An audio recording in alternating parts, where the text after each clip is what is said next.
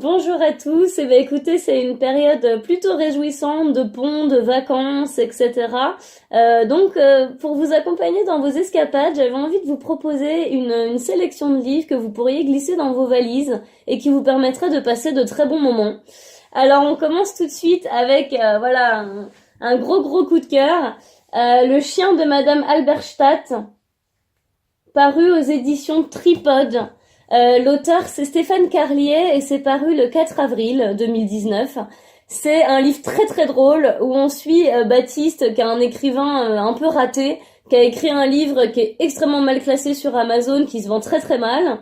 Et en parallèle, sa compagne est partie avec le dentiste, donc c'est vraiment pas une super période pour lui. Rien ne semble aller. Enfin voilà, il se traîne un petit peu.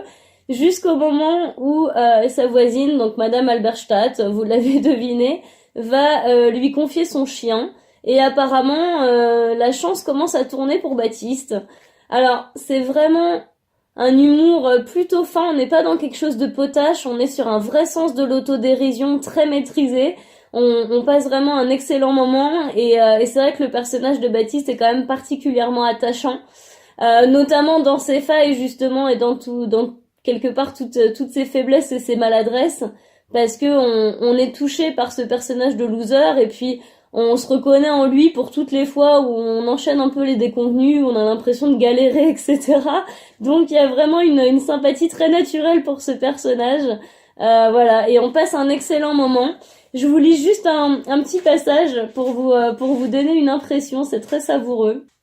J'avais écrit un livre que personne ne lisait, un roman, entré dans l'hiver, sorti 5 semaines plus tôt et pointant 475 558e dans les ventes d'Amazon. J'avais développé une obsession pour ce classement que je consultais sans même m'en rendre compte, peut-être 30 fois par jour.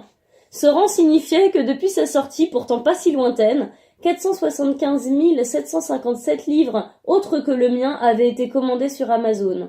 Un demi-million pratiquement.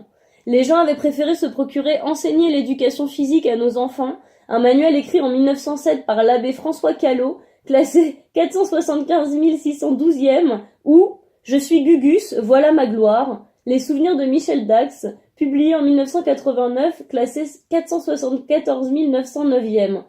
Mon roman faisait l'objet d'un seul commentaire client qui le desservait alors qu'il n'était pas négatif. Il en faisait un éloge trop mesuré, et surtout il avait été rédigé par ma mère, qui n'avait pas pensé à s'inventer un pseudo. Un seul avis à peine enthousiaste laissé par la propre mère de l'auteur, rien de tel pour donner envie d'acheter un livre. Voilà donc une vraie pépite d'autodérision et de second degré, donc lancez-vous, vous allez passer un merveilleux moment. Et un peu dans la même veine, vous avez le livre Ciao Bella de Serena Giuliano, paru aux éditions du Cherche Midi au mois de mars 2019. C'est l'histoire d'une femme qui est suivie par une psy de très près, vu qu'elle est pétrie d'angoisse. Elle a un nombre d'angoisses à gérer au quotidien qui sont incroyables et qui sont infernales. Et là, elle vient de découvrir qu'elle était enceinte pour la seconde fois, et c'est pas du tout évident à gérer pour elle. Et donc, ce qui est très chouette, c'est à la fois qu'on a un humour très cash, très second degré, et puis vraiment donc le personnage d'une mère, mais qui n'y va pas avec des pincettes, qui est pas dans l'idéal, etc., mais qui est vraiment dans le quotidien d'une mère, avec tout ce qu'elle a à gérer de ses propres angoisses et tout ce que ça peut avoir de moins glorieux et de moins magnifique d'être maman. Évidemment, on sent énormément de tendresse dans le personnage. C'est aussi beaucoup une façade, cette espèce d'ironie qu'elle a en permanence. Mais qu'est-ce que c'est drôle! Et du coup, on s'attache à elle, on s'attache à toute cette galerie de personnages, et notamment à la psy aussi. Mais surtout, on rit beaucoup en fait de son quotidien, de connivence aussi, hein, parce que chacun peut se reconnaître dans une chose ou dans l'autre. Et puis c'est vrai que franchement, quand on voit le nombre d'angoisses avec lesquelles elle doit composer, on se dit que franchement notre vie est extrêmement simple, quoi, que quelque part on est vraiment des gens pas compliqués, et que ça roule tout seul. Je vais vous lire un passage qui est assez génial et qui vous donne vraiment l'idée. Je suis conseillère dans une banque, en arrêt depuis le jour où j'ai fait pipi sur un bâtonnet en plastique qui a affiché un plus pour la 2e fois de ma vie. Grossesse à risque. Mais le vrai risque, c'est que je pète un câble à rester à la maison en tournant en rond. Je suis aux antipodes de la femme au foyer, je déteste cuisiner, je suis bordélique, Je hais faire les courses et je suis nulle pour gérer un budget, un comble vu mon job. M'occuper d'un enfant toute la journée me fait perdre peu à peu mes capacités mentales, même s'il faut avouer que j'en acquiers d'autres. Hier, par exemple, j'ai compté les étoiles en anglais avec cette connasse de Dora, alors qu'il était à peine 7 heures du matin. Je crois que je préférerais encore traîner mon gros ventre à risque dans cette agence pourrie, faire ce métier que je déteste et vendre des services bidons à des petits vieux qui n'en ont pas du tout besoin. Parfois, j'ai l'impression d'être le schtroumpf grognon. Donc voilà, vous identifiez tout de suite le côté très impertinent du personnage, très cash, toujours dans l'ironie, qui est aussi une forme de protection pour elle. Mais alors du coup, ça fait vraiment des scènes d'anthologie où elle s'empare du quotidien et elle le fusille.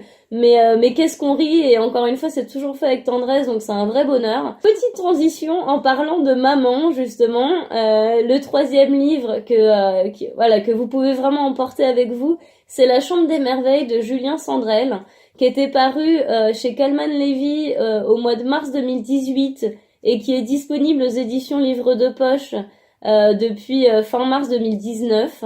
C'est un livre qui a été un best-seller, clairement, et qui sera adapté au cinéma. C'est un très joli moment et c'est typiquement le type de livre qu'on lit avec plaisir pendant les vacances. C'est l'histoire d'une maman dont le fils préado a eu un accident et il se retrouve dans le coma. Et donc là, jusque-là, rien de très positif, je suis d'accord avec vous, mais ne vous inquiétez pas, je ne suis pas là pour vous déprimer. C'est l'histoire d'une mère très active, complètement accaparée par son travail, et dont le fils va avoir un accident en fait dans la rue. Il va se retrouver dans le coma. Et du coup, elle, évidemment, ça va la remettre beaucoup face à l'essentiel, ça va beaucoup la questionner. Et à un moment, elle va tomber sur un cahier qu'avait caché son fils dans sa chambre, qui est son cahier des merveilles. Donc le répertoire de tous ses rêves, mais accessibles, toutes les choses qu'il avait envie de faire, des choses un peu folles qu'il avait envie de faire dans sa vie. Et du coup, elle a une idée géniale, c'est qu'elle va le faire à sa place, elle va se filmer et elle viendra à l'hôpital pour lui faire écouter en fait ses vidéos, pour les partager aussi de plus en plus avec les personnes de l'hôpital qui se joignent à elle. Mais en tout cas, elle va lui faire écouter pour le faire revenir et surtout pour lui montrer tous ces bonheurs de la vie en fait et pour lui redonner espoir. Donc c'est vrai que c'est un très beau texte, à la fois donc pour tout ce côté tendresse, pour tout ce côté hymne à la vie, etc. Et en même temps, il y a un vrai sens de l'humour. Ça vous donne peut-être pas l'impression quand je vous raconte l'histoire, mais c'est pas du tout un livre plombant. C'est quelque chose d'assez lumineux et avec vraiment beaucoup d'humour.